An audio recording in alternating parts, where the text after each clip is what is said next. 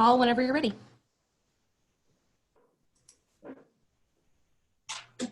Great. Can everyone hear me now? Good morning. My name is Paul McDonald. I'm Vice President of Education with the New York State AIA, and I want to welcome you to the next installment of the AIA New York State's live webinar series, Reopening Your Architectural Firm. The session will run for approximately 1.5 hours with time for questions and answers at the end. In order to receive your 1.5 learning units, HSWs are included in this, you must be present for the entirety of the session. Throughout the program, you'll see 4 words appear in the chat box and on the screen at various times. Take note of these words as you see them, because you'll be required to write them on your CE card that will be provided in the chat at the conclusion of the program. The card must be filled out and returned to us no later than tonight at midnight. Again, please be sure to open your chat box to see these words and the CE card link.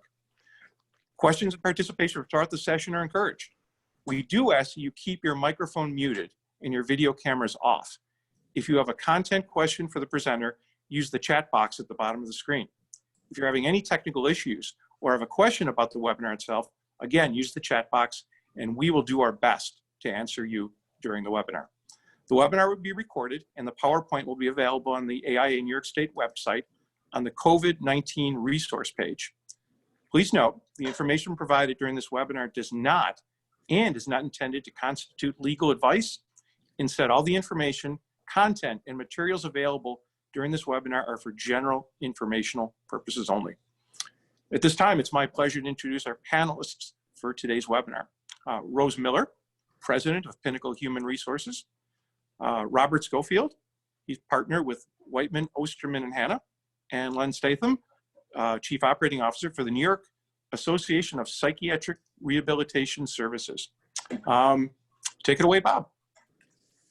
Thank you, Paul. Good morning.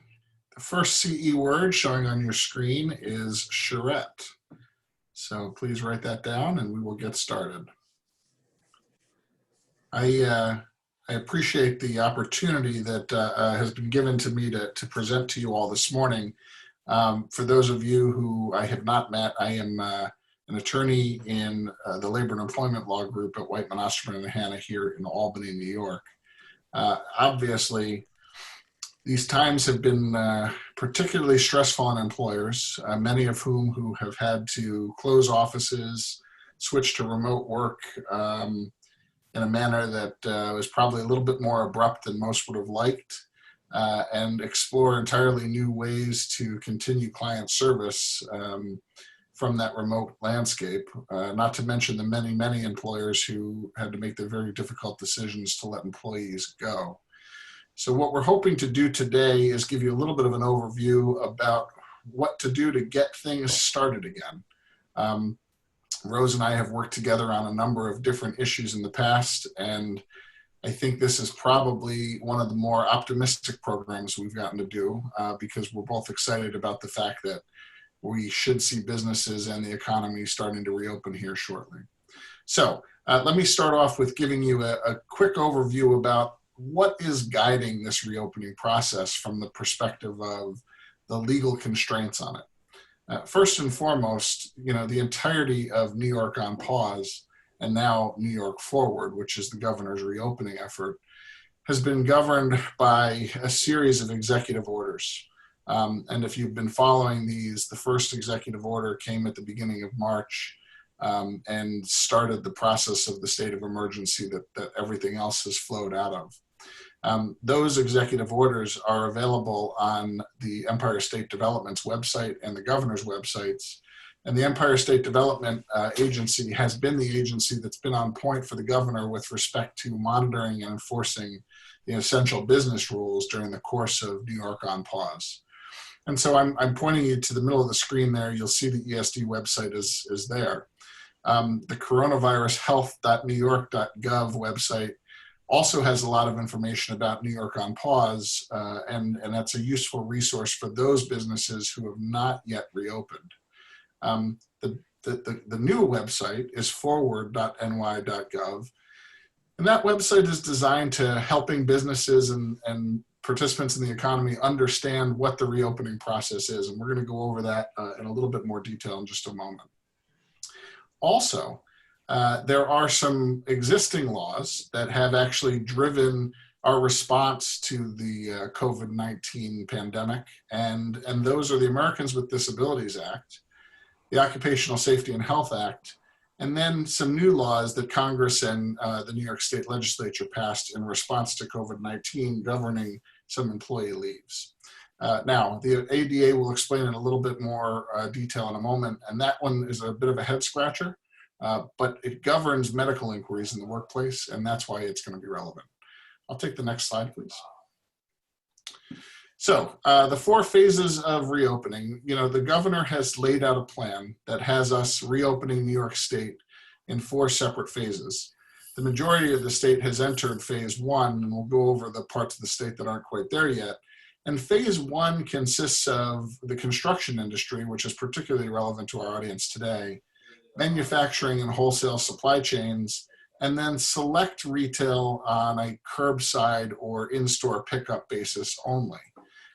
So phase 1 started for most of New York earlier in the week. Actually, I think it started Saturday for the majority of sections.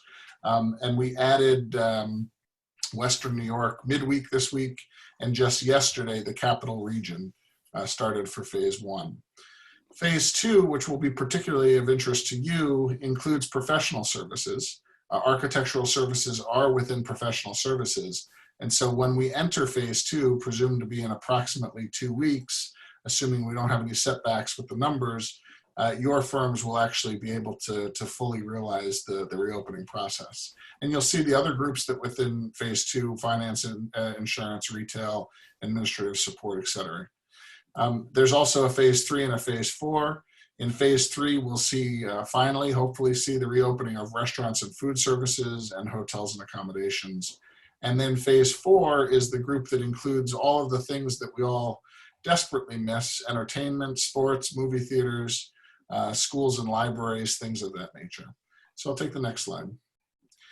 Here are the regions of New York, and essentially if you draw a line just above the mid-Hudson region, thank you for doing that, those portions of the state above that line have been put into phase 1 at this point. It's the mid-Hudson region, New York City, and Long Island, which are still not in a phase 1 restart at this point. So if you are located in any of those regions above the mid-Hudson region, you're in phase 1 and slowly moving towards phase 2. Let's go ahead and advance the slide. So how do we know when a region gets to reopen? Well, there's reopening criteria, and this is the governor's reopening criteria from his website as of May 21st. Actually, I note that this isn't the most recent slide. As of this morning, if you were to look at this, you'd see the capital region has green checks all the way across. But the long and short of it is there are 7 metrics that the governor's office and the what we're calling the regional control rooms are looking at to make the determination of when a region can enter into phase 1 and when they can advance going forward. And again, you'll see there are 1, 2, 3, 4, I believe 6, now 7 with the capital district who are green, i.e. they've met all the metrics to enter phase 1, and you still have 3, Long Island, Mid-Hudson, and New York City, that have not met 1 or more of the criteria to move forward. Okay, go ahead. These are the 7 regions that are open, again, as of yesterday. Next slide. And one of the interesting pieces of the various websites that are guiding the reopening process is a lookup tool that has been created that allows you to look at your industry status by region to determine what it is that, what rules that are in place for you. So given the appropriateness of the participants today, yesterday I ran through the New York Forward Business Reopening Lookup Tool for architectural services in Albany County, and you'll see that this is the output that site generated based on that search. So for the NAICS code for architectural services, which is 541310, It said that if your business is located in Albany County, which is in the capital region, your business is currently permitted to operate statewide. That is tied to the fact that the construction industry opened with phase one, and the governor has said that architectural services in support of construction are okay to go forward. Now, you can actually put any specific business or industry standard in that lookup, and it'll tell you what the status of it is right now. If I put in my own, if I put in law firms, it would show that we are still restricted to only providing services to essential businesses, and that we have to do it on as much of a remote work basis as possible. But that website link at the top is a great link if you're looking for other businesses that you may be involved in. Next slide.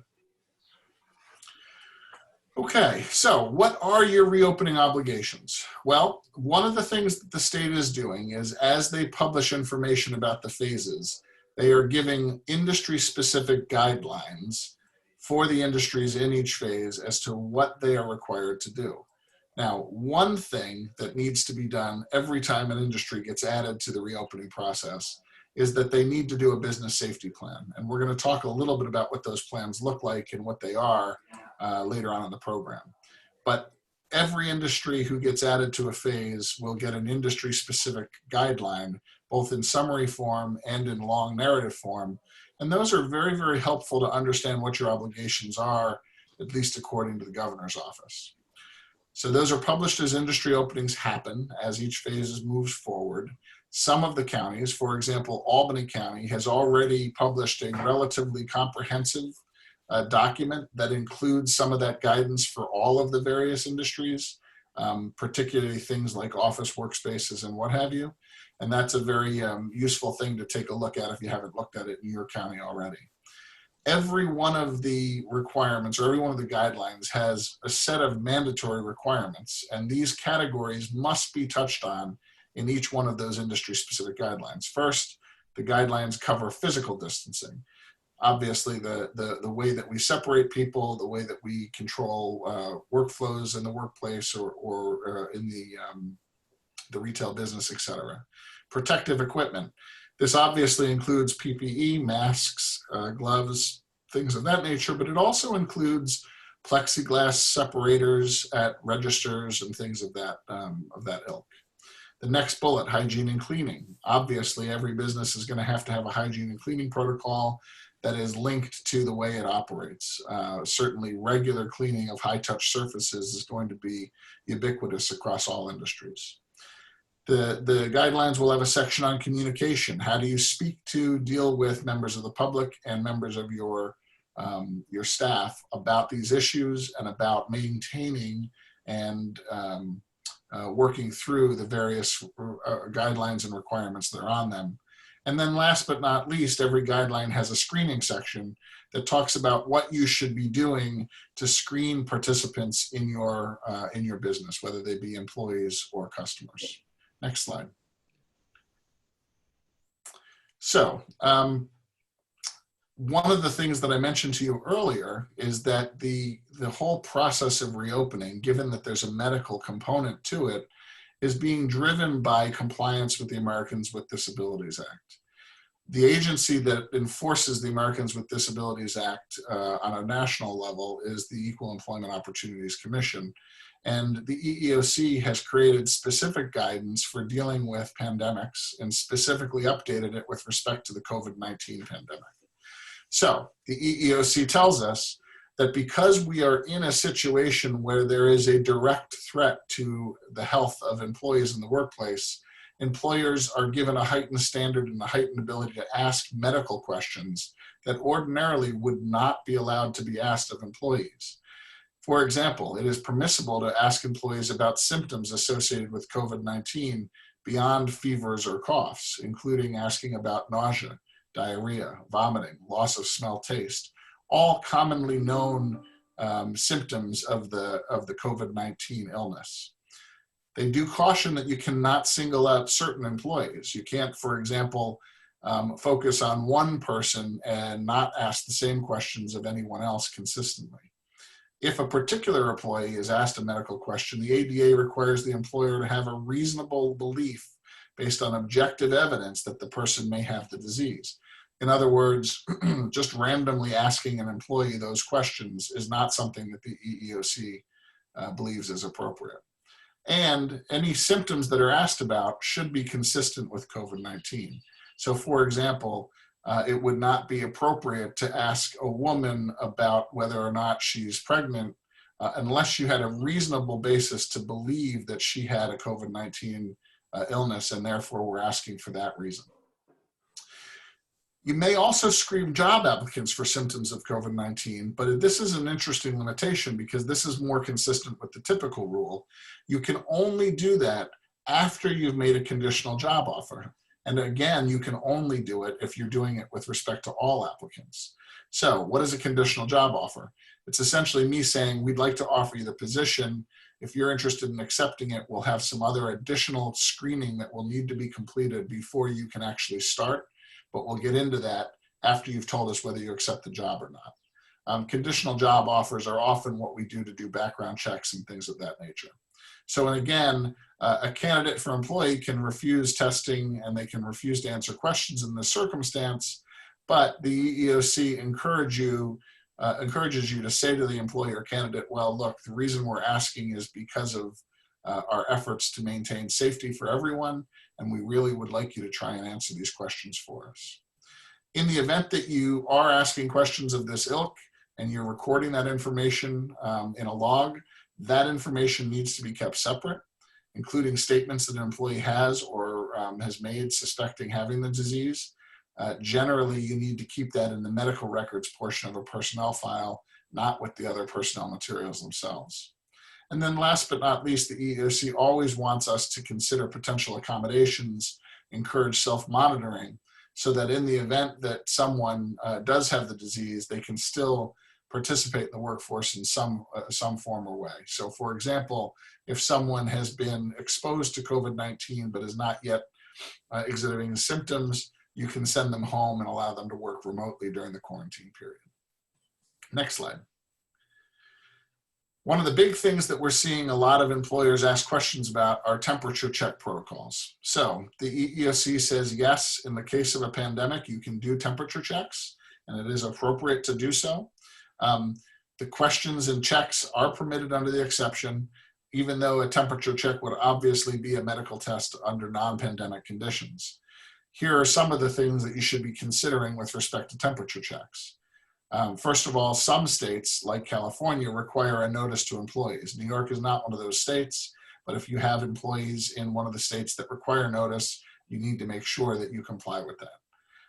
We want to be consistent in the application. We don't want to be doing this on a random basis or only if we have suspicions about a person.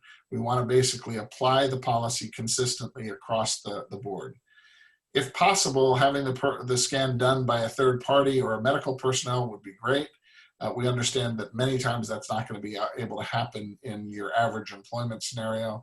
So having one designated person do it is a good alternative.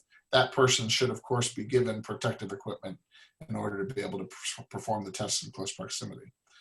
You should maintain social distancing. There should be no there should be no contact unnecessary to the test. They encourage you to use non-contact temporal infrared thermometers. Basically, these are the ones that you put close to the forehead and they give you a relatively instant reading. The threshold that's been set for fever under COVID-19 is 104 degrees. So any person that tests at 100.4 degrees or higher has a fever for purposes of COVID-19. You need to decide how often to test. You need to be aware that not having a fever does not mean the person is not experiencing symptoms. It's just a possibility that they're not experiencing a fever. Many people can go forward and have COVID-19 without having fevers for some period of the illness. Let's move forward to the next slide. So workplace testing, we've talked a little bit about thermometer testing. There's also some testing that can be done on the basis of medical testing. Certainly, we could consider doing nasal swab testing if there was some reason that your place of employment wanted to do that. There are some ADA and state law compliance issues if you get into this, and some of the COVID-19 tests are a little bit invasive. If anyone's had the test, they know that that is a nasal swab that is inserted very, very deeply into your nasal cavity to get the sample. Also, with respect to return to work certifications, you may ask for a fitness for duty certification to return to work for someone who has been out on quarantine or illness with COVID-19. However, you can also consider accept less time-intensive certifications. So, for example, ordinarily you'd want a signed doctor's note. In this circumstance, you may consider accepting an email certification from a doctor as long as you have reason to believe that it's a valid one. Next slide. So, what happens if an employee refuses to return to work? Well, this is a relatively common issue. It's being driven by a combination of fear. It's being driven in some cases by the very relatively lucrative programs that are available for employees who have left work. For example, some employees are being paid to work remotely on a full-time and full-pay basis. Some employees like that arrangement, and they may be a little reluctant to return to the office, having done that for the better part of 2 or 3 months. Some people who have been laid off are receiving both unemployment benefits and the $600 federal supplement. And unless you're an employee making more than $55,000 a year, you've probably done better earning your unemployment benefits in the period that you've received them. So one of the things that we encourage people to do is consider why the employee is refusing to return to the workplace. Generally, fear of contracting COVID-19 is not a protected reason to say no. It's often the concern that you have to deal with as an employer, though, and we certainly want you to work with an employee, explaining what you've done, explaining the steps you've taken to try and allay their fears. If an employer is in a higher risk group, they're older or they have one of the underlying medical conditions, there is some sensitivity to forcing those people back, and we would encourage you to treat those people a little bit more sensitively as you're making the decision as to whether to have them return. This is a place where the EEOC would encourage you to consider accommodations such as remote work or working from a different location than in an area where they'd be close to other employees who could contaminate them. Again, if the employee lives with a family member who's in a higher risk group or the person is pregnant, those are all things to consider. If an employee can't return to work because of childcare obligations, there are some leaves available, and we're going to talk about those in a minute.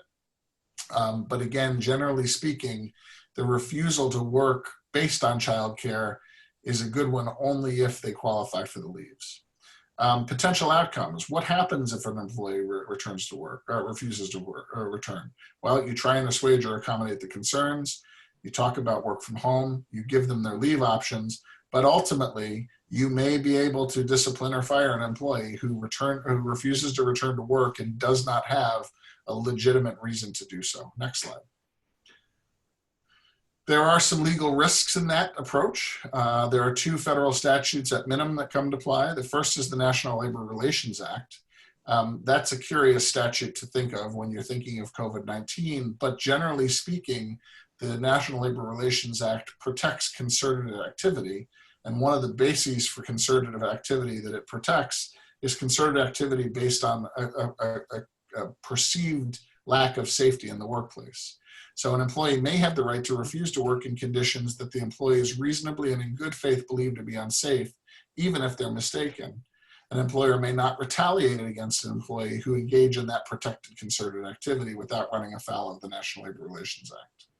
Similarly, under OSHA, the Occupational Safety and Health Act, there's a test that allows an employee to refuse to work if they've asked the employer to eliminate the danger and the employer has failed to do so.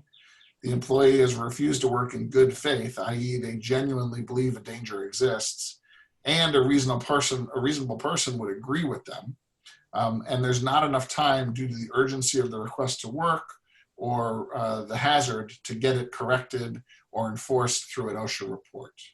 So those 2 things are potential areas of concern when you get to an employee refusal. Next slide. There are also some privacy considerations at issue when you're dealing with information of the nature that we've been talking about. So for example, under the ADA, if you're gathering information from employees, including temperature checks, questions and answers about symptoms, etc., it's absolutely critical that that information be maintained in separate medical files, and that disclosure must be controlled and limited to only those people within management and human resources that need to know that information.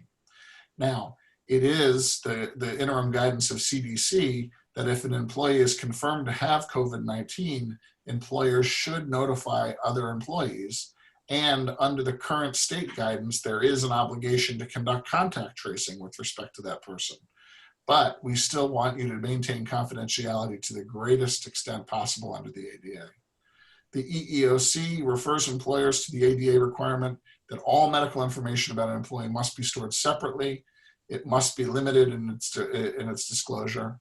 The employer may store that medical information in existing medical files. You don't need to create a separate COVID medical file in your personnel files. And there are some FAQs within the EEOC materials that deal with how you can and maintain logs, provided that the confidentiality requirements are met. Last but not least, this is a statute that you'll hear bandied about, but usually does not provide any guidance with respect to privacy under these circumstances. If you hear somebody saying, no, it's a HIPAA breach for me to share that information, that is generally not true. There's really no overarching federal law governing the treatment of employee health data other than the ones that we've talked about. And in a typical workplace, HIPAA would only apply where the collection of the data relates to the employer's group health plan, because that is a covered entity under HIPAA. Generally, COVID-19 issues facing employers do not involve claims-related health information with the health plan. So we'll move forward to the next slide. Very, very briefly before we switch over to Rose, there are, as I mentioned earlier, some COVID-related leaves that have been adopted by the federal and state government. The three main ones are here before you. The first two were passed as part of the CARES Act, and I'm going to take them separately. So the first is the Emergency Paid Sick Leave Act, EPSL, and that's a federal leave that provides up to 80 hours of paid sick leave for employers of 500 or fewer employees if the employee or someone the employee is caring for is subject to a quarantine or has been advised by a healthcare provider to self-quarantine. Okay, so that's two categories, right? That is the employee who's either themselves subject to a quarantine or been advised to self-quarantine, or they are caring for someone who is in that state. The next category is that the employee is experiencing COVID-19 symptoms themselves and is seeking medical attention, or the employee is caring for his or her son or daughter whose school or place of care is closed or whose child provider is unavailable for reasons related to COVID-19. Okay, so if any of those 5 circumstances apply, the person is entitled to up to 80 hours of paid sick leave. You do get a credit for providing that sick leave, and I know Rose is going to talk a little bit about that later. It's a federal tax credit to help you pay for it. The second category of leave is tied to the EPSL, and it's called the Emergency Family Medical Leave Act. It wraps around the EPSL, and often you'll find that those two will work together. It basically provides 10 weeks of paid wraparound leave and the same 2 weeks of unpaid leave that you got for the EPSL for eligible employees if the employee is caring for his son or daughter whose school or place of care is closed for reasons related to COVID-19. So the circumstance there would be if the employee basically was home caring for kids, the first 2 weeks are going to be paid on the 80 hours of paid sick leave. The next 2 weeks are going to be paid, next 10 weeks are going to be paid as emergency family medical leave, but that is a lower payment. And there's a formula that exists to figure out what that is, but it is not the same as the amount that's paid under the emergency paid family sick leave.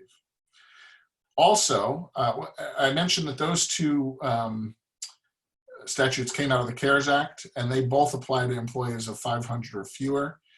They are both currently set to expire at the end of the year when presumptively we'll be past the worst of the pandemic. If we're not, then you can expect that Congress will extend those for some period of time. The third is a New York State benefit, and it's called the New York State COVID paid quarantine leave. If you can see it all the way down at the bottom of your screen here, it basically requires that some New York employers provide job-protected paid sick leave to employees who need to take leave because they or their dependent child are under mandatory or precautionary orders of quarantine or isolation. So if you're an employer of 1 to 10 employees and you have less than 1 million in net income, you are not required to provide paid days. If you're an employer of 1 to 10 employees and you have more than 1 million in net income, or you employ between 11 and 99 employees, your obligation is to provide 5 paid days of job-protected sick leave. And last but not least, if you're an employer of more than 100 employees, or you're a public employer, your obligation is to provide 14 paid days. These days are in addition to any sick days you already give your employees under their sick leave policies that you have. Next slide. The CE word that you need to write down now is typology. I'll repeat that, typology. That's the second CE word. I'd like to turn this over to my good friend and colleague, Rose Miller. Rose is a true expert in the area of human resource management, and we often find ourselves crossing paths in the world. When I need a business who has legal issues to get a good HR professional, she's on the top of my list. And I am also very, very happy when she gives me a call and says, hey, I've got a business who's gone beyond HR management and needs a lawyer. It's great to work with Rose, and I'll turn it over to her now. Thanks so much, Bob. And we have always enjoyed our partnership. I'm the president of Pinnacle Human Resources, and we help businesses, as Bob mentioned, with the practical side of implementing all of this. So in reopening, there are so many pieces, both tactical and administrative, that all organizations should consider. So I'll be going through the aspects of planning, communication, the handbook updates and required postings, health and safety concerns, and the administration of that, leave of absences and sick leave policies, how this applies to your benefit plans, other considerations. So I'll start with the planning and communication. There are so many things, and everything starts with a good plan. So this is the time to gather, all the powers that be gather, and try to put a plan on how you're going to proceed and how you want to open up. You want to identify either a committee, a group, or an individual that's going to be your workplace coordinator and is responsible for the documentation of the plan and the course of actions and maybe timelines that you want to adhere to. This committee or person needs to be in constant communication with the public health and other, like the governor orders, all those websites that Bob has given you in this presentation. As we mentioned, this is information as of today. This information has been changing weekly, daily. So the people responsible for reopening need to be in constant communication with those agencies. So if any of the requirements change, you'll know that you have to change your procedures. There's going to be every region is going to have their control group. So they should find out what both the federal, state, and local guidelines are for reopening. This is the time for an organization to look at who they let go, who's laid off, who's furloughed. This is a good time to clean house. If you have had marginal or non-performing employees, this is your opportunity not to call them back. So you want to decide who exactly returns to work. Because with social distancing parameters, you may not be able to have, you may want to call them back in phases, determine top priority of work. You want to have good business criteria why you're returning these people back to work. What's the workflows? You know, how much work do you have to get done? This is the time to step back and look at your workforce and who returns back to work. It is going to require a lot of restructuring with the social distancing parameters. You're not going to be able to have, I know many businesses have very close quarters and have many people in the room, and that's not going to be able to happen. So you may have to incorporate shifts, different shifts, you may have different hours, and absolutely consider if there are workers that are functioning from home, maybe you want to continue that even on a permanent basis. I'm hearing from a lot of employers that they're realizing that this has been a great model for them and they may want to continue it. You want to prepare all your employee communications. And you are more or less, if for all the employees furloughed, terminated, laid off, you are essentially rehiring them all. So you want to take your new hire checklist, and if you don't have one, this is the time to get one. And you're going to have to consider whoever has an offer letter, refresh that offer letter. You're going to have the wage notices required, and if you're changing their pay at all, reducing their salaries or otherwise, you need to. That's a wage notice event. You should give them all their tax forms. You should update their I-9 and refresh that information. You're going to have to enroll them in benefits, and we'll talk a little bit more about benefits. So you want to review and revise all your hiring practices and policies during this planning and communication.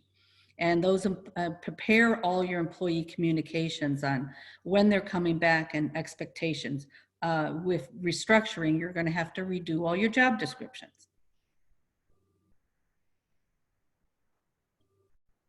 The next thing is all your policy. You should have an employee handbook for anyone out there, and I deal with organizations of every size, and I am always surprised by the fact that many organizations do not have an employee handbook, or they have an outdated employee handbook. So this is the time to review and update all your leave policies.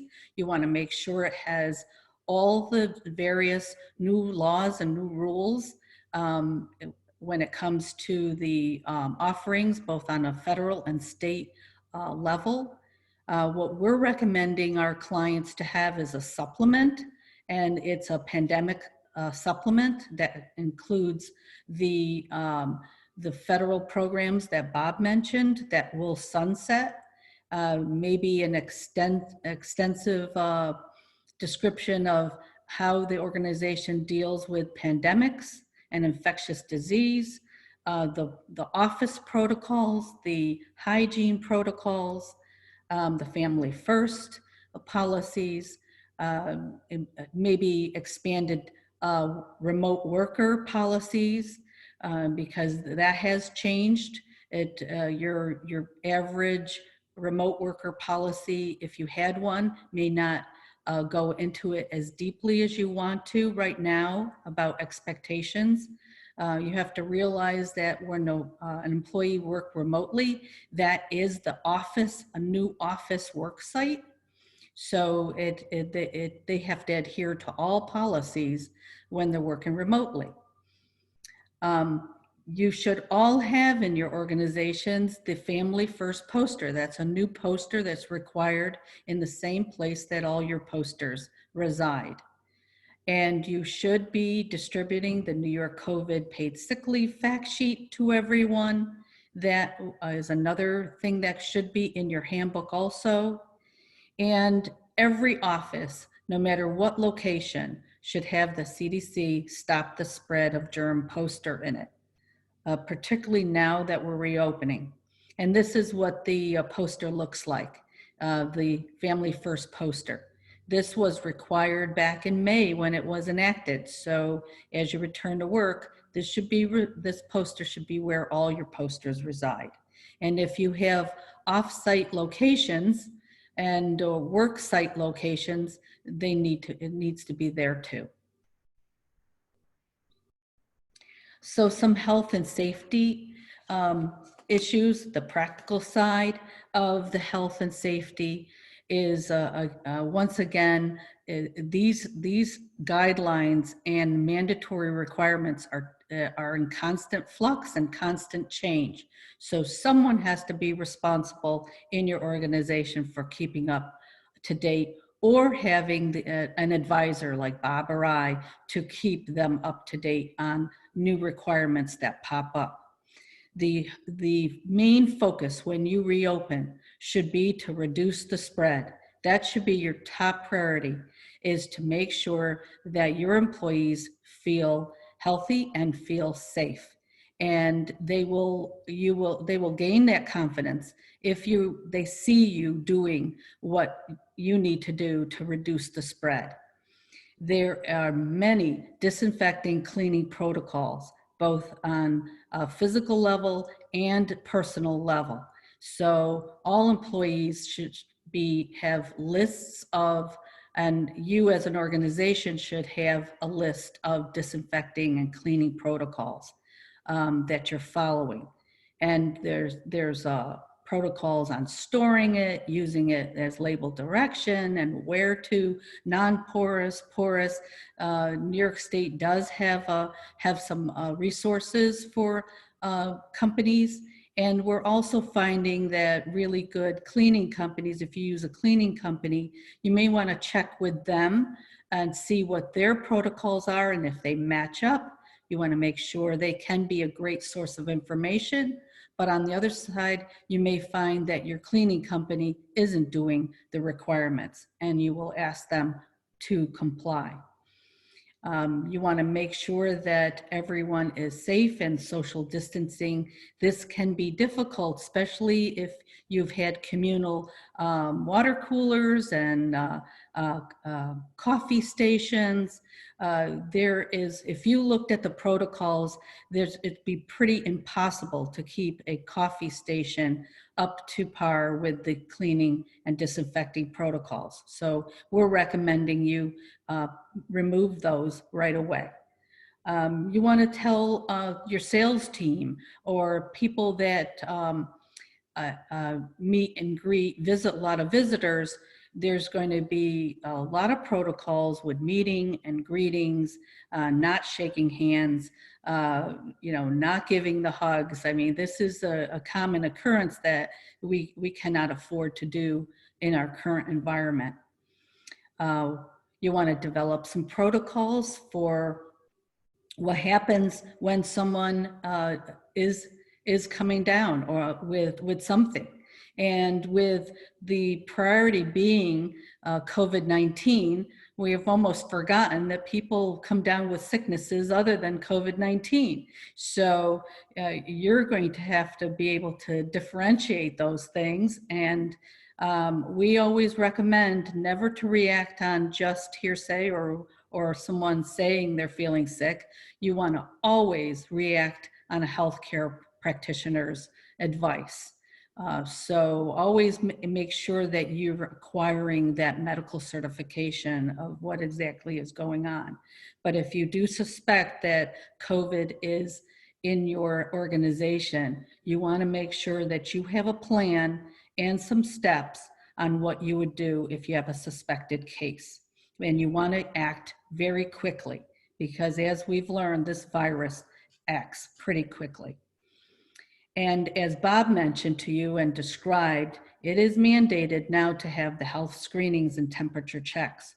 So you're going to have to, on a practical side, figure this out, because if you have a sizable organization, this is not going to be an easy task.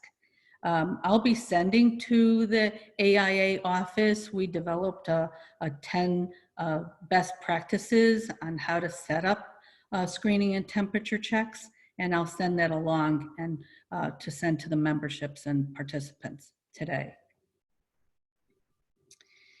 a little bit about employee well-being and morale, and I know our next speaker, Len, will talk a little bit more about this, but just on a human resources perspective, you really want to anticipate that employees will have many questions.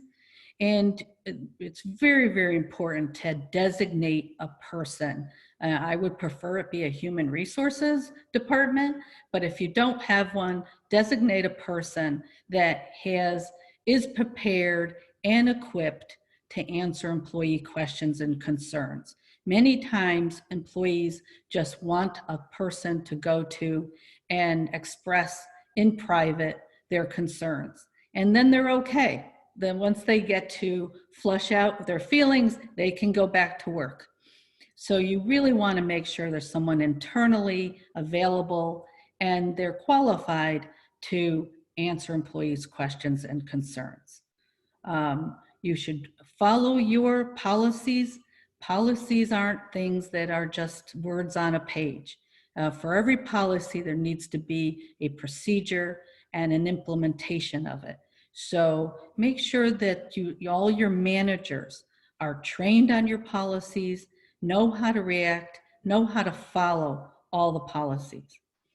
You want to update your travel and look at your state orders on that. Right now, travel is only essential travel is allowed.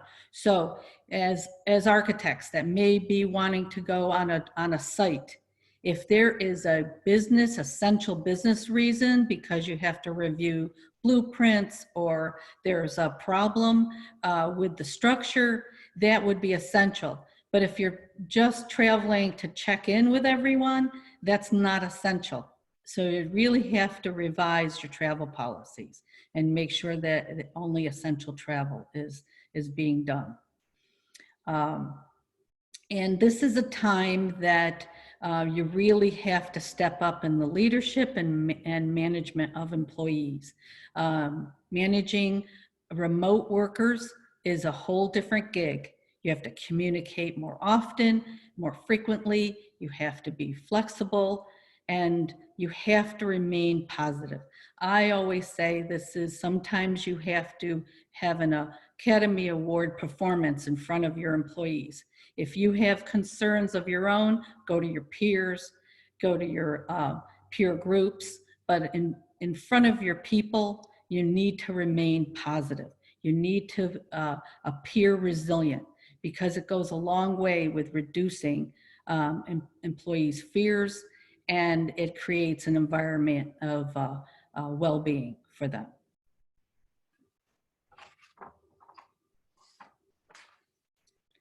On your leave of absence and accommodations, I can't stress enough, this is an opportunity. If you haven't done it already, train your supervisors and your managers on how to administer leave of absences and accommodation requests. You should have a system in place where they can go to implement a request for accommodation or a request for leave.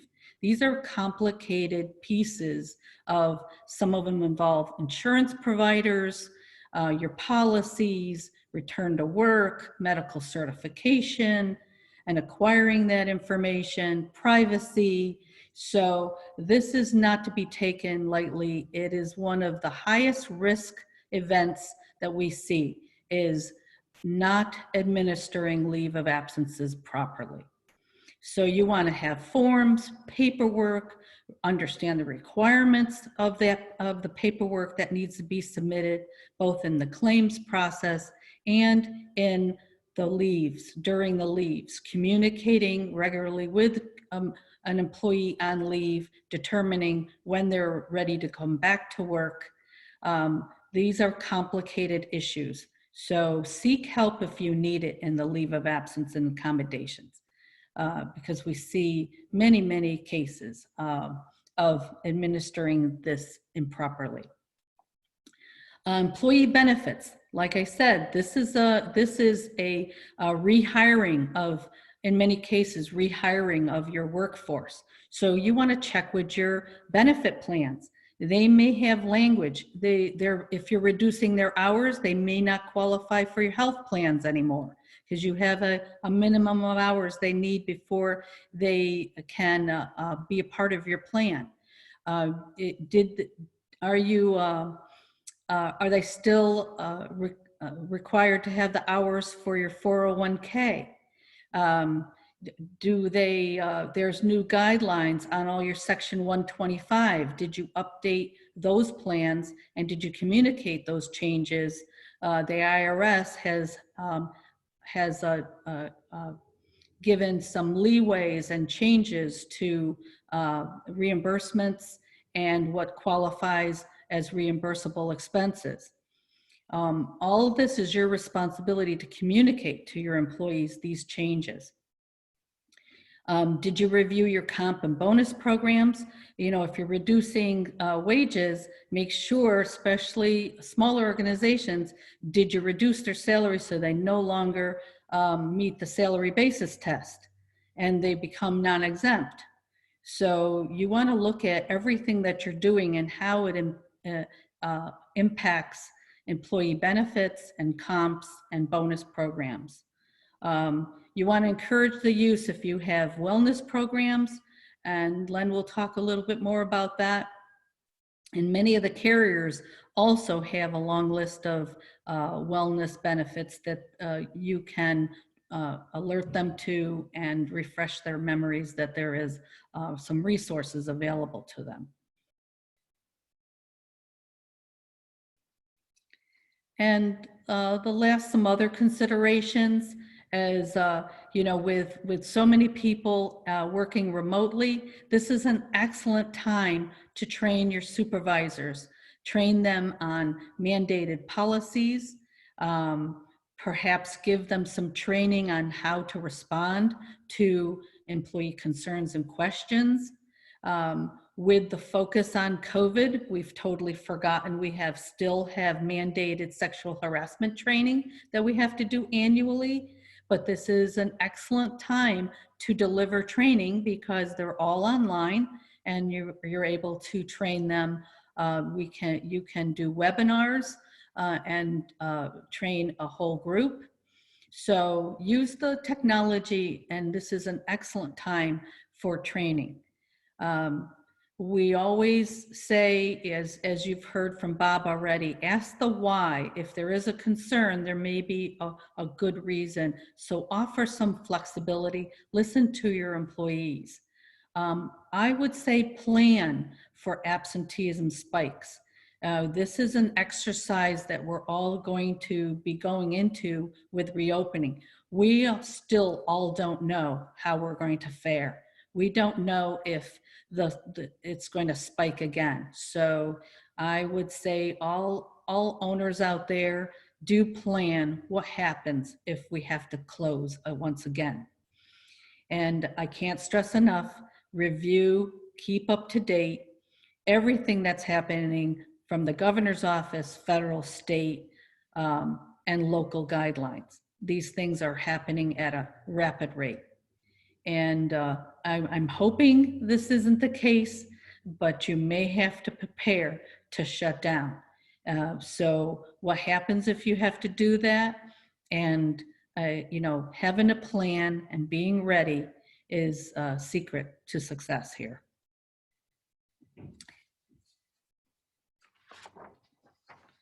So we put some frequently asked questions that we've been getting that I thought would be helpful. And we have a common question was if we had an employee that admitted to being infected with COVID-19, what's our right as an employer to require them to go home? So if they self-disclose that they've had contact with an individual who's tested positive, the employer may send the person home. There is a requirement to have a precautionary leave if they feel they've been exposed, and they recommend a 14-day quarantine period. Rose, do you want to comment on that financial obligation question? Oh, yes. So when it comes to your financial obligation, right now, everyone on the payroll should have seen an automatic 80 hours of sick time on Family First. And having a suspected COVID-19 exposure is a qualifying event for that Family First 80-hour leave. So, and do, as Bob said, make sure that you code this differently. Most payroll companies have already provided like a EPL code, because you do need to carve that out separately so their IRS can identify what to give you as your tax credit. It's really important not just to keep those records, but to make a decision as to whether or not that employee can actually work while they're on the quarantine. If they are able to and choose to work because they say they have the ability to, then the leaves won't be triggered. And we would encourage you to choose remote work as the first option if they're able and willing to do it. If they can't, then that 80 hours will be triggered and you will get a credit for that 80 hours against your payroll taxes as long as you've documented it correctly. Correct.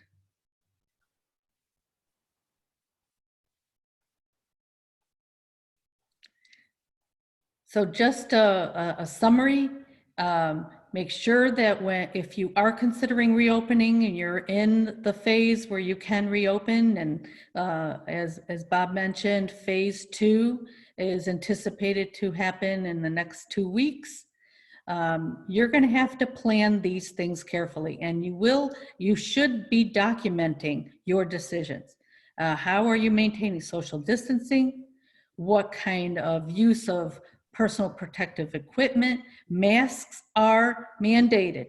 Everyone needs to wear a mask, and your visitors need to wear a mask. All your employees need to have written description of their personal hygiene and etiquettes.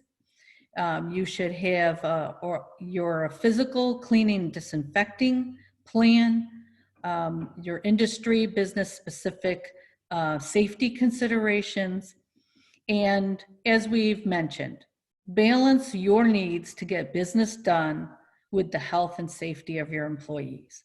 The combination of always considering how do we eliminate the spread, how do we help not spread this virus, and at the same time go get back to business and get our business done. And this is a very challenging time for all of us, and balancing is key. 8 simple actions for safety. Do not allow entry to the work site. If someone's tested with the 100.3 or higher, maintain that 6-foot distance of desks and areas within the organization. Must wear face coverings and other PPE. The gloves are really important, especially in touching things like screens. We had a case in our building where an IT person was working to repair a laptop, and the laptop owner came down with the virus, and so did the IT person. So surfaces matter. Teach everyone, remind them about the sneezing and coughing into their elbows. Do not shake hands. Use all the protocols for cleaning and disinfecting, and the state website has a very good fact sheet on this. Minimize the sharing of tools, paper, pencils. This takes some planning. This is not to be underestimated, the difficulty of putting these things in place. And if you're on work sites, because I know architects work with construction firms, And there's a real concern with the job trailers, because that's where the architects go into to talk to the construction folks and go through the blueprints. And they're going to have to manage those job trailers so they can have distancing.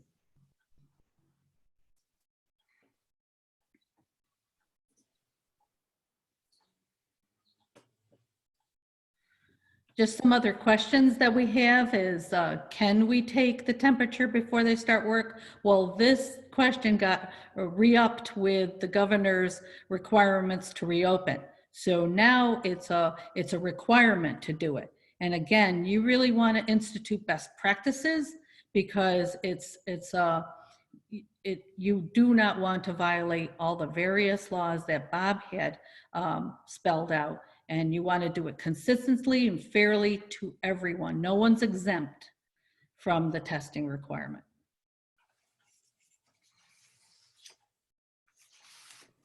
Can office employees return to the office? And if that map that Bob showed you originally, if you are in a region that is green, and you can return back to work, we would still recommend, if you can keep them off site, to do so, as Bob just said. But if you do feel like they have to go to work, you must follow all the requirements that are outlined to you.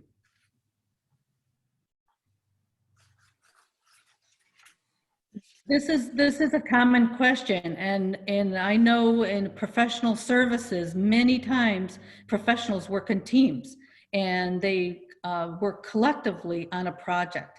And this is going to take some planning, because you have to maintain the social distance and masks at all times, especially when they're working on maintaining the same paperwork and equipment, possibly a screen. You're going to have disinfectant readily available, gloves if you're all working on the same screen. But it's planning is key so that you can keep all the requirements.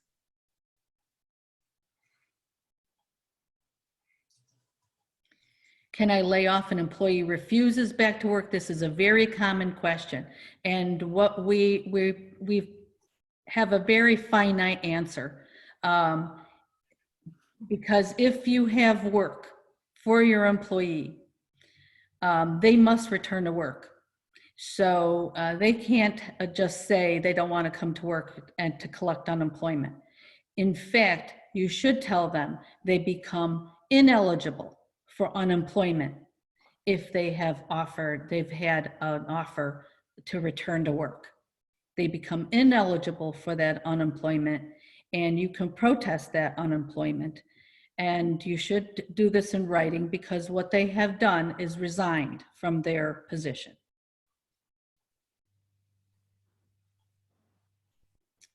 Families first.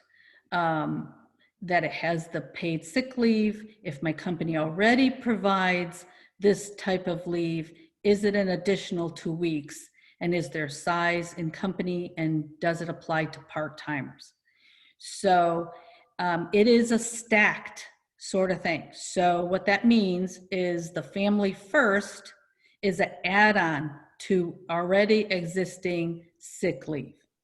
If it falls under those 6 criteria of family first, that would be what you get utilized first in your payroll system. They would qualify for family first sick leave or extended family leave. And that is an addition to your already leave policies. Part-timers are entitled based on numbers of hours worked on an average over 2 weeks. So it's prorated for the part-timers. And the size of the company is any employer, 500 or fewer employees. The Act states that the first 2 weeks of the expanded family leave is unpaid. And I think Bob already answered that. If it's an eligible requirement, their first 2 weeks is said to be unpaid, but they may qualify for the one criteria of the family first for those first 2 weeks. And then the remaining of 10 weeks is the expanded family leave. And that's at 2/3 of their wages, up to a certain amount, which like Bob said, there's a formula. Is federal government providing help to businesses to offset? And yes, if you're coding it properly, coding your payroll properly is key here. They want to have a separate code. We suggest that you use EPL, EPFML as the 2 codes. And if that leave is coded separately, IRS will issue a credit to help employers pay for this.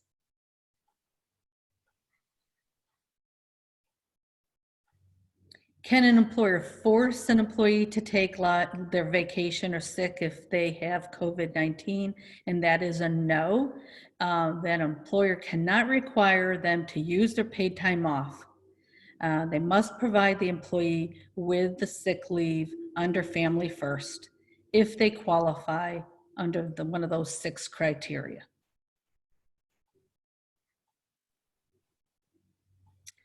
And how do we keep the office and office equipment sanitized? Well, there is devils in the details, and you really, as I mentioned, you want to, if you have your cleaning service, consult to make sure that they're adhering to it, but they also can be a really good help in helping you come up with a plan on how to clean in between the cleaning service. OSHA's released some workplace clean and safety, so has the CDC. So get those as resources and be diligent in trying to keep up with the cleaning and disinfecting protocols. Will specific testing be required to return to work? So currently, I had said no here, but here, this is where it's all changed, because with the new governor's phases, we now have testing as a requirement before we can go back to work on the work sites. So Rose, this is. can you and I talk about that for a second? Because I'm not sure I'm in full agreement with that statement. So Sure. When you say testing, what are you referring to? That those requirements that the governor had put, that they have the temperature and the asking of the symptoms. So I totally, absolutely agree that there's mandatory screening. He's made that clear. It's not entirely clear to me that the temperature is a requirement or an example of what would be effective. I read his guidance to mean that screening and or temperature checks are okay. But I'm wondering if you've heard something contrary, because I'm not getting a clear answer to it other than we know we have to do screening. Right. And what that screening entails, yes. And I'm right with you, Bob. I mean, the guidance is not crystal clear. We have to delve. There is a Q&A we've been trying to follow. It is being allowed and encouraged to ask the COVID question, right? But whether it's mandated right now, that's probably why we're keeping it a no, because it's prudent to do it, and it is saying that the temperature checks are required. But I think if we're all responsible employers and we don't want to see a spike, I think. Yeah. So this is a perfect example of what we're dealing with. So the governor's issuing these industry specific guidelines as he puts industry into phases. That's 100% clear. And so far, every single one of them that I've seen in the screening category, if you remember, I said that there's 6 things they cover, screening is one of them. And every single one of them, they require you to do some process of screening employees before returning. The way it's written is implement a mandatory screening plan, example, asking symptom questions comma, taking temperature checks, comma, etc. So I think that's a list that is examples, and I just want to be clear with people. I don't want to make you feel like if you aren't doing a temperature check screen right now, you're violating the law. We need more clarity on that. And it is absolutely true that it's allowed. The EEOC has made it clear that it's allowed. I think the governor would tell you it's the best practice we want you to strive for. But I think that what they're saying is that a screening process is necessary. And so if you start the workday by having everybody come in and say, I don't have a temperature today, I feel fine, I don't have any symptoms, I haven't had contact with anybody else, that may meet your requirement. And what I think Rose and I agree to is the best practice may be taking the next step and having people do a temperature check. But I see the comments whizzing by on the chat. Yeah. And you're right, it's very, very difficult to find these thermometers right now. And certainly implementing this kind of stuff in the next week to 10 days is going to be tricky. It's so true.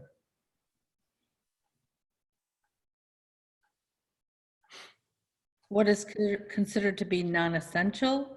So once again, we have a gray. There's not a precise definition of non-essential. And I think I kind of went over what travel to provide medical or home care or travel that seems to be essential to get a job finished and done well. You can make a case that it is considered essential. How long does a work site have to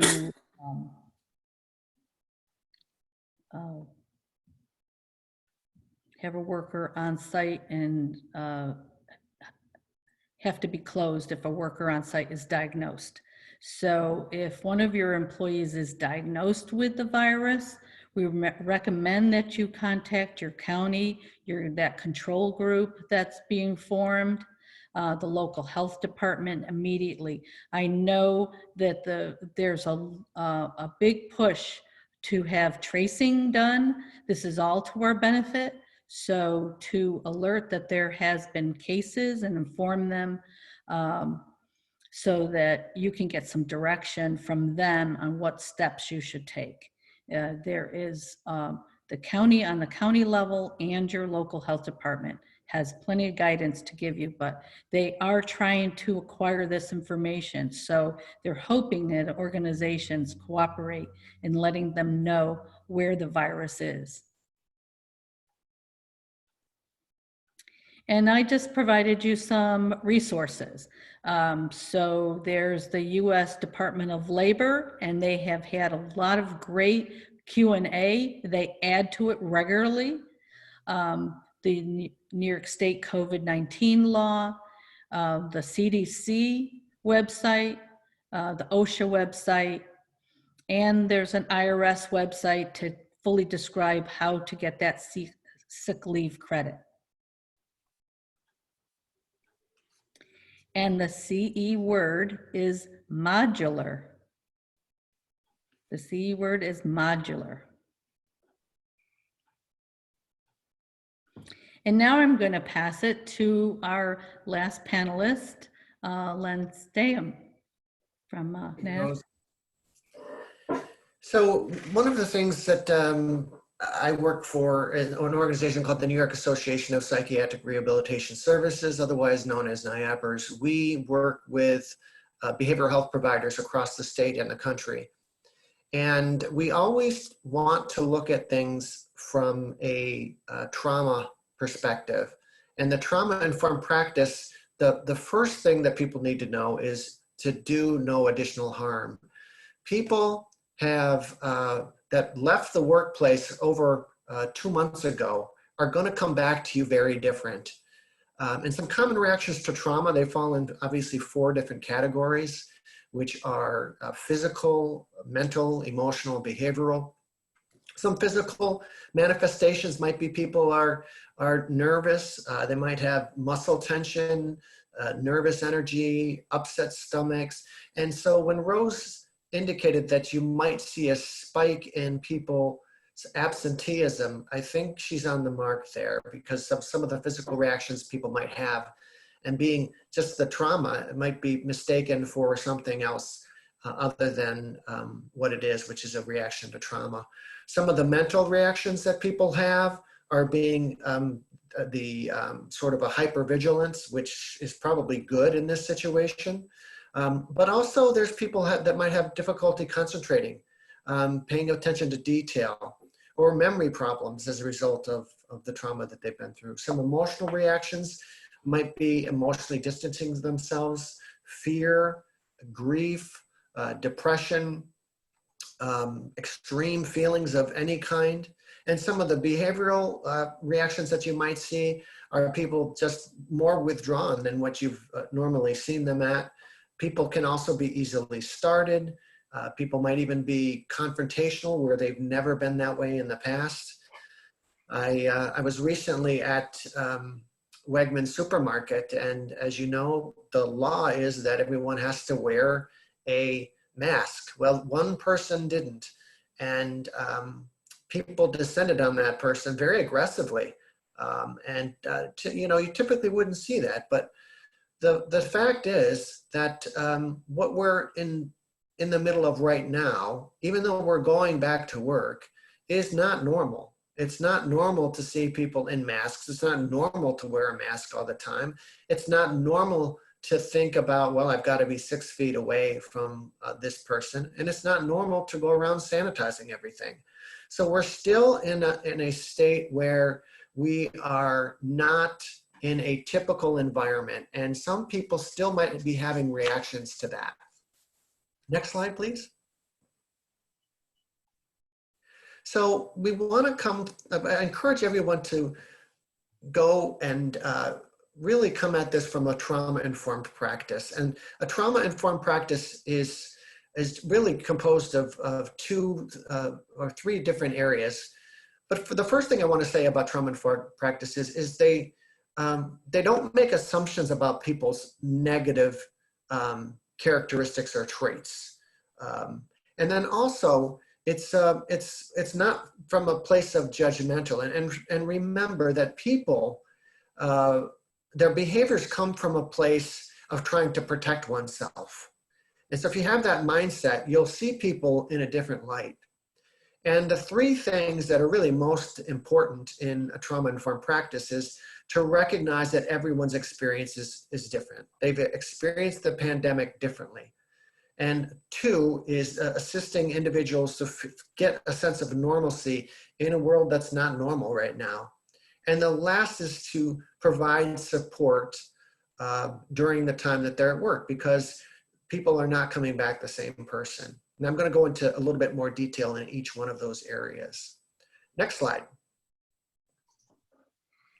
So this idea of validating everyone's experience and people's perception of the pandemic is very different. Well, some have maybe sailed through the pandemic and done very well. There are people that have suffered from fear, isolation, loneliness. It's caused additional problems.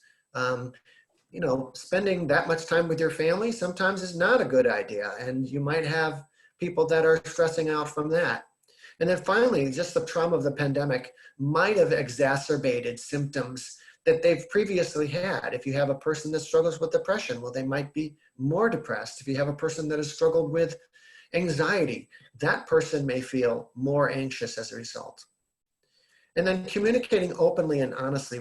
During the pandemic, I have found that I have actually communicated more openly, more honestly, and more often than I have with employees than prior to the pandemic. And so I really believe that I wouldn't let up on that. I think it's important to continue the level of communication that you've had with people throughout this lockdown when you go back to work. It's just good practice. And then recognize that people are still under a heightened stress. Yes, we're trying to normalize things. And yes, we are going and returning to work, but we're returning to a work that's not the same work and is a different environment. and recognize that people are still experiencing stress. So this idea that while they are returning to work, maybe their spouse isn't returning to work. Maybe their spouse has lost the job. Maybe you're working and you have a single mom or dad that used to count on school for daycare. So there's all sorts of things going on behind the scenes that you kind of need to be aware of and be open to hearing people out about. Next slide, please. So one of the things that I think is really helpful in any kind of trauma-informed practice is to help people feel a sense of normalcy. That's difficult, especially because, as I said, the sort of pandemic is winding down, but it's still out there, and there's still chances that people could feel anxious about actually getting the virus. But it's important to establish some of the old routines that you had. Routines often make us feel safe, and they make us feel normal. And so any kind of routine that you can practice while at work is a good thing. And then anticipate rumors, anxiety, misinformation, because there's a lot of it out there. And people are going to be talking about the information they have. It's on everyone's mind. And so I would keep visiting the CDC website for the latest information. So if there's a lot of misinformation that is happening throughout your workplace, you can sort of counteract it with information that's current and that's correct. And as I indicated earlier, you know, the pandemic has really gotten people's perception very different from each other's. And you know, with that, there's often a lot of rumors about the pandemic, how it started, when is it going to end, are we going to reach? Is it going to return in the fall? And you have to be open to talking with people about these things. And then sometimes you have people that believe it's all a conspiracy theory. And remember, it's just a way of people dealing with things that are outside of their control. The other thing is helping people successfully transition back to work and create an environment where people are supportive of one another. And certainly you set the tone, but it shouldn't all fall on you. Also, don't overreact to people. Being calm, as Rose indicated, can really help people make the transition more easily. And helping people to focus off of the pandemic and on their work at hand. This is really a mindfulness technique, which is a therapeutic technique that people often learn when they're in therapy or in counseling. Work is actually a very therapeutic enterprise. And the whole concept of mindfulness, which is this idea that you focus on the present, you're not worried about the things that have happened in the past, you're not worried about things that are in the future, you're just in the moment. And in the moment means you're at your desk, you're in the middle of your job, right now I'm in the middle of a webinar, and I'm not thinking about those things. So helping people focus on the present is really important. Next slide, please. So the last part of a trauma-informed practice is really providing support. And the recognition that while EAP is important, and I hope that your organizations have access to good EAP programs, that it isn't enough, that we really need to help people feel safe in the workplace, and that helps people to thrive and be successful in the workplace. And then there's a tremendous amount of information about helping support people in terms of online support groups. We have a campaign called the Strive for Five, which is a campaign that really you're reaching out to people that are during this pandemic, because we know that reaching out to people and helping people and listening to other people actually is a way to help ourselves. And then understanding and mitigate the challenges. And these are a lot of what Bob and Rose talked about before, which is sort of the logistical challenges, staying 6 feet away from people, the social distancing, the constantly sanitizing, this is not normal, and some people actually might have some strong feelings about it. And then lastly, returning to work is not going to be easy for everyone. It really is sort of this recognition that it's a step towards helping people manage that transition in a way that's helpful to them. And lastly, giving ownership and control is, we've gone through a situation where we've all been out of control. We haven't been able to go to work. We haven't been able to go to maybe retail establishments. Our normal routines are out the door. And so helping people establish a sense of control, really being flexible when people are feeling that sense of loss of control is critical to helping people get through this pandemic. Next slide. So these are some resources that we've all put together, and I will take questions, and also I have my email, and hopefully if people have further questions, they can contact me directly. And the CE word is diagrammatic. Diagrammatic is the CE word.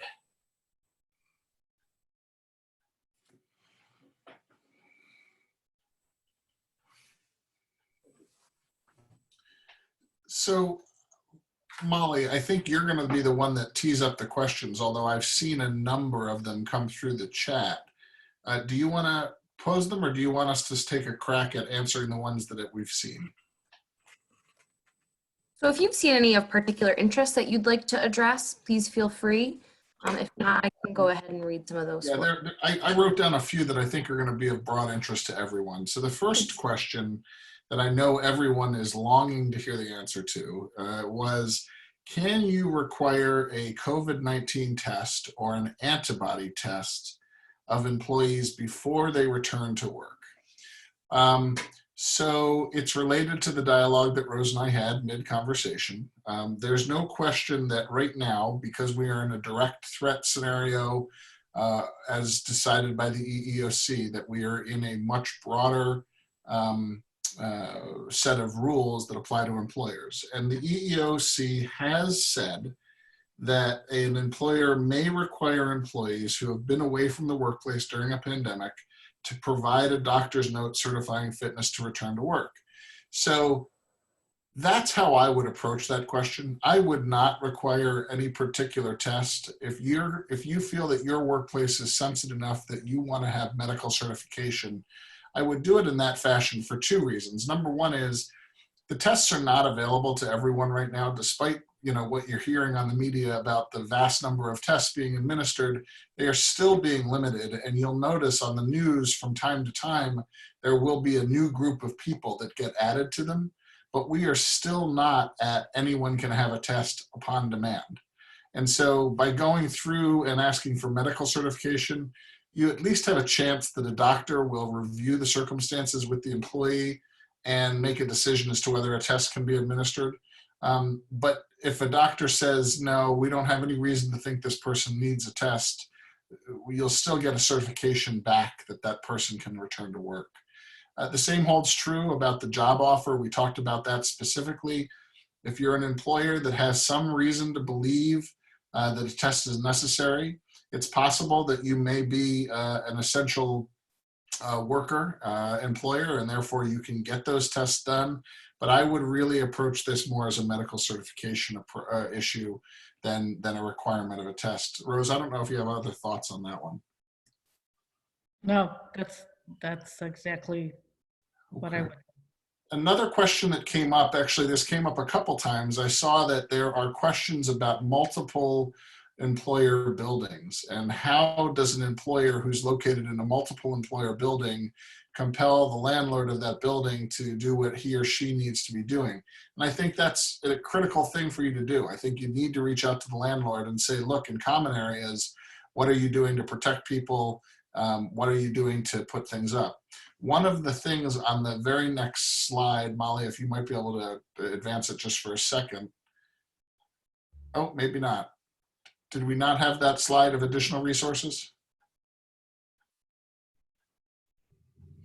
There we go. So if you take a look at that first bullet, Cushman and Wakefield has put out a really wonderful piece of material guiding people who are in multi-employer buildings on reopening plans. And actually for this particular audience, this is the most technical document that I've seen about how do you space plan and deal with reopening issues.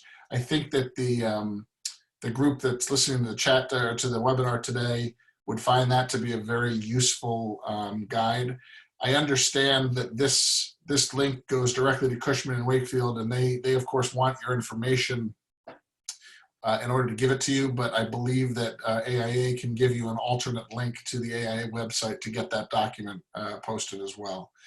So that's a great resource on that question. Another question that came up is, how do we get our reopening business safety plans approved? And they do not need to be submitted. There is a form checklist that's available on the New York Forward website, and you'll see this link here, business safety plan test template. That's the link to the actual form. You must do one, you must have one, and you must maintain one. You do not need to submit it to the control room. You do not need to submit it to state government, but you need to have it available in the event that the government comes to you to enforce compliance. So it doesn't need to be submitted, does not need to be approved, but it does need to exist and it does need to be maintained. The link to the format of the safety plan is there. There was a question about mass transit. I know that this is a huge issue down in New York City. I just saw some guidance on it yesterday where some of the law firms in the city are actively encouraging their employees not to use mass transit to get to the office. Of course, they're trying to come up with ways to get them to the office once they return from remote work. And some of that includes potential car services and what have you, but that's an extraordinarily expensive substitute for mass transit. So that's going to be a tricky situation. I know the MTA is working hard to come up with a solution. So those were the questions that I saw that I thought would be quick and easy to answer. I don't know if there's others that you saw, Molly. Well, I saw a reoccurring, is masks required at work? And yes, they are. They are a part of the protocols right now that everyone wear masks at work, especially when they reopen, and you request it from your visitors. And if you're sitting in your office and your door closes, you can take your mask off, of course, but if you're in contact with anyone or walking around, you are to wear your mask. In the chat, I put up a link to a reasonably well-written scientific article that talks about how does this stuff get contagion, or what is contagion with respect to COVID-19. If you haven't read that article, I think it's great, and I would really commend it to you because it explains why masks actually do remarkably lower the rate of transmission. And it also has some examples of what the office workplace looks like in places where this thing has gone around uncontrolled. So my posting was at 11:02, and the article is called "The Risks Know Them, Avoid Them," and it's by a professor at UMass Dartmouth.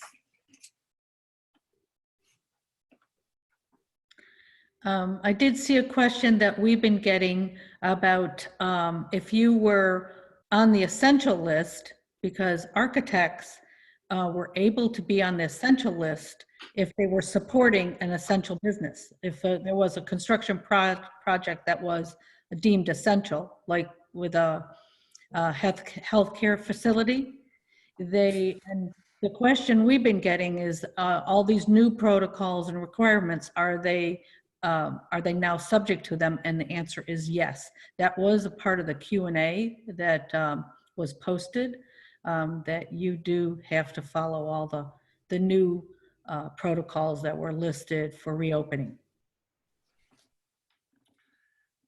There were a couple questions about PPP loans, and I think that those probably go a little further outside the bounds of what we talked about today. However, There were questions about layoffs, and there were questions about whether the PPP loans affects tax credits. The PPP loans would not be a problem if you had people go out on leaves, because those people will still count in your salary and FTEs. They will, however, get triggered in layoffs. So if you take a PPE loan and then do layoffs or do not restore people that are on layoff, you're going to forego some of the forgiveness of those loans. And of course, if you drop below the thresholds, you can lose all of the forgiveness. But that's a very important issue to take up with your accountant and lawyer as those issues go forward.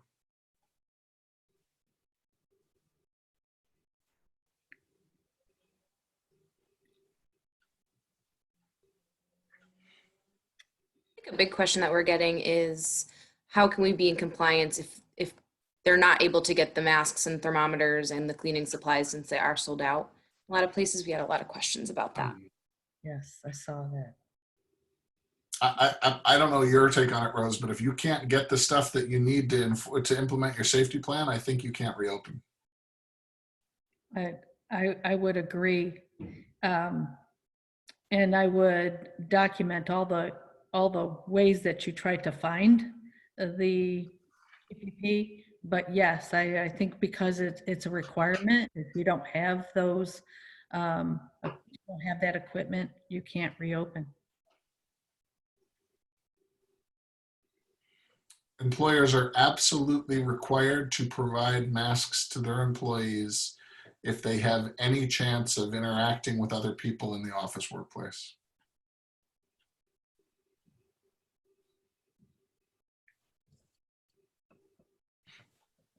All right, guys, and I think with that, we have gone a little bit over our time limit here. So we're gonna go ahead and let everybody go. I wanna thank each and every one of you for being on our panel today. It was very informative, and I know that our members got a lot out of this. So thank you so much.